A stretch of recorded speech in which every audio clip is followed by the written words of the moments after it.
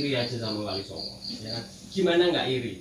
Karena setiap sunan zaman dulu itu dari Ampel, ya kan, geser ke Tuban, ke mana lagi, ke Demak, kemudian Semarang, kemudian Pekalongan, Pemalang, Cirebon, Banten, semua jadi kota besar, semua jadi pusat peradaban, sampai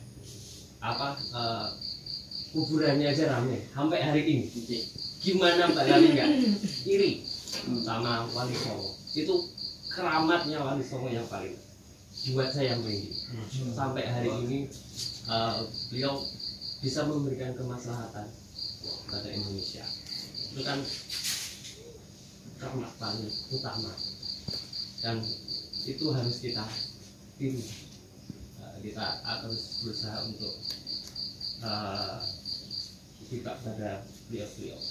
Saya jadi agak terharu, agak lebay, agak gitu. Karena ada irisan ke sana ya. Jadi mereka cuma iri aja sama kuburan-kuburan Wali Songo kok rame, ya kan? Kok bisa memberikan kemaslahatan untuk umat. Jadi mereka bisa jualan minyak di pinggirnya misalnya, ya kan? Jadi justru mereka yang iri ya? Iya, bukan mereka ya? yang iri, makanya mereka pengen pengakuan, legitimasi, mereka ingin mengambil peran, ya kan, mengambil peran, mereka pengen ngambil cuan, ya kan, ngambil cuan dari makam-makam keramat ini. Sampai hari ini di Sunan Kalijogo 24 jam, ya kan, terus di hampir semua Wali Songo itu 24 jam, nggak pernah sepi, duitnya ada terus, ya kan? Kasih kotak aja udah kaya, gitu kan? Nah itu mereka pengen kayak gitu, mereka iri, mereka sampai pengen, makam kucing jadi kan? Wah, ya, ya, jadi mungkin mereka pengen punya visi ke depan. Wah, besok Mbahku ini kita selamatkan, ya kan? Besok kita jadikan ATM ya, untuk masa depan kaum Balawi, gitu. Itu sekotor itu mereka. Sehina itu.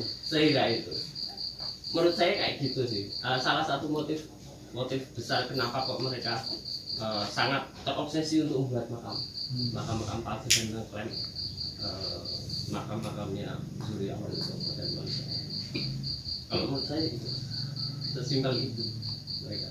Selain ada pengen pengakuan sejarah dan lain-lain, tapi motif ekonomi itu juga kuat sekali. Kedua ya, jadi motif historis dan motif ekonomi. Ya, itu menurut saya.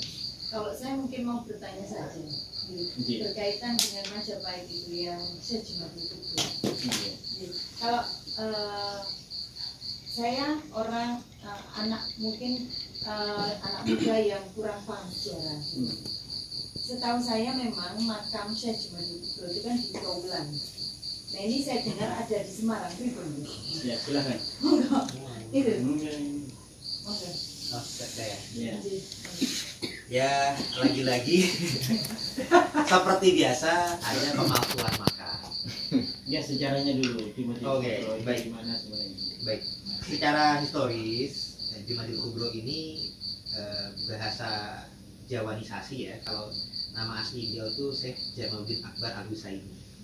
Nah, beliau ini adalah keturunan Rasulullah dari jalur Imam Musa Al-Kazim yang berasal dari Pakistan, yang atasnya lagi daripada Bukhara Uzbekistan. Jadi beliau ini keluarganya ada migrasi hijrah dari Irak, kemudian ke Asia Tengah Uzbekistan, kemudian ke Pakistan, barulah beliau ini ke Nusantara.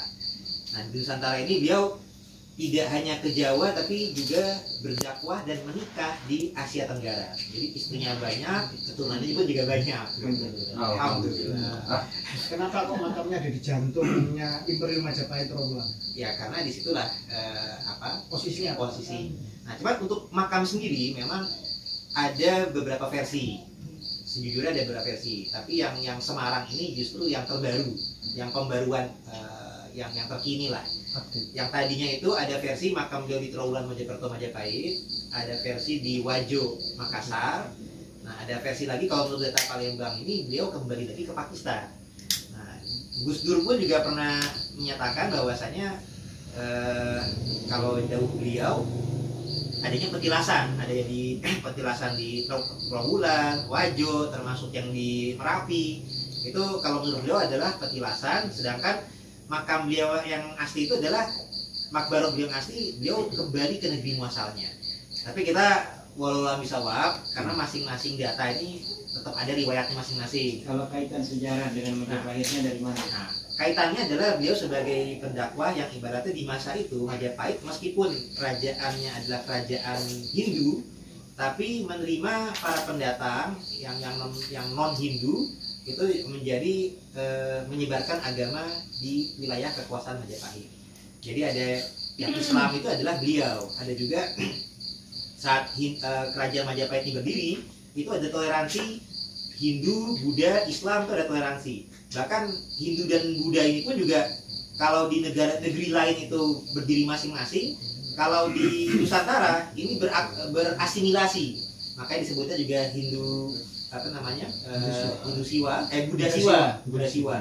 Jadi Buddha sama Hindu itu bisa berasimilasi. Nah, ketika agama Islam ini masuk, sebenarnya Islam sudah masuk di Nusantara lebih awal ya, di Aceh dan lain-lain juga sudah masuk.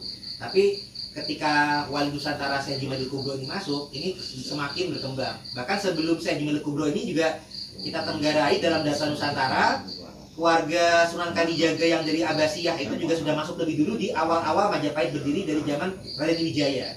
Nah, tapi kalau Syekh Jumadil Kubro ini sejamannya kurang lebih di zaman Hayam Wuruk, kurang lebih di zamannya. Jadi Hayam Wuruk pun juga, dan sebelum beliau juga sudah ada yang masuk lagi dari Fatimah Maimunah, Fatimah binti Maimun Eran itu juga sudah masuk di tahun 12 lah. Jadi artinya Islam itu sudah masuk lebih awal. Nah, Syekh Jumadil Kubro ini adalah tokoh yang berjasanya adalah beliau ini bisa menjalin kekerabatan dengan para bangsawan Nusantara. Nah, karena di Nusantara ini dulu-dulunya kiblat budayanya itu adalah dari negeri India atau Pakistan. Kalau zaman dulu tidak ada Pakistan ya, masih kesatuan India. Jadi kalau zaman sekarang ini kiblat budayanya mungkin kepada Barat, kalau di masa lalu negeri kita ini kiblat budayanya tuh kepada India. Makanya ada candi-candi dan lain-lain begitu ya. Nah, sehingga ketika yang datang ini dari Pakistan, ini kalau datangnya pendatang dari Cina, dari Arab yang langsung itu sifatnya hanya di daerah pesisir saja. Tapi kalau yang datang dari India atau Pakistan ini bisa menjalin pernikahan karena bangsawan Nusantara itu sudah punya kiblat budaya kepada yang datang dari India. Nah, meskipun yang datang dari India ini bukanlah tulen orang India tulen, sebenarnya keturunan Arab juga, tapi yang sudah ada migrasi dan perpindahan, jadi juga mengandung darah Uzbekistan, juga mengandung darah Pakistan. Nah, ini mereka bisa menjalin pernikahan, kekerabatan. Dan disinilah yang bisa menjadi penetrasi untuk bisa menjadi dakwah Islam menyebar luas. Kalau dia ada juga pendakwah Islam yang dari Arab, dari Persia, misalkan Syekh Samsudin Wasil, ada Syekh Subakir, ada Cengho juga dari Nusantara juga. Tapi beliau-beliau ini tidak berhasil penetrasi masuk menikah dengan keluarga bangsawan Nusantara. Tapi kalau saya juga di Kubro, beliau ini berhasil menikahi putri bangsawan Aceh, menikahi putri bangsawan Kelantan Malaysia atau Cermin di masa itu, dan juga di Pulau Jawa juga. Jadi karena beliau telah berhasil menikahi wanita-wanita setempat dan juga di Campa Keter Kamboja, akhirnya dari benih-benih keturunan beliau dari berbagai daerah ini yang sudah mengandung darah-darah pribumi masing-masing, ini kedepannya menurunkan lagi dakwah-dakwah yang bisa berkembang, sehingga Islam ini bisa berkembang luas melalui keturunan-keturunan Syekh Jumadil Kubro yang sudah menikah dengan wanita-wanita setempat. Jadi wanita yang dari Aceh, yang dari Campa, yang dari Jawa, ini sudah menurunkan yang sudah mengandung darah pribumi. Jadi kalau dakwah daripada keluarga Wali Songo ini tidak seperti kalangan Mbak Alawi yang datang ke Nusantara ini sudah bersama keluarganya, nikah dengan sama mereka saja, kemudian eksklusif. Kalau Syekh Jumadil Kubro ini siasat dakwahnya melalui asimilasi, pernikahan, dan akulturasi, dan kemudian dia juga berdakwahnya dengan dakwah yang egaliter. Jadi meskipun beliau ini bisa tembus ke kalangan bangsawan, tapi di masa itu ada ajaran yang kita ketahui agama Hindu atau Buddha itu ada masalah kasta, sehingga ajarannya khusus di kalangan bangsawannya saja. Tapi ini masuk ke kalangan bangsawan, tapi bisa berdakwah secara egaliter ke masyarakat bawah, Sehingga agama Islam di masa itu menjadi suatu agama yang sifatnya didakwahkan oleh warga bangsawan, tapi merangkul semuanya, merangkul kalangan-kalangan yang di bawah juga.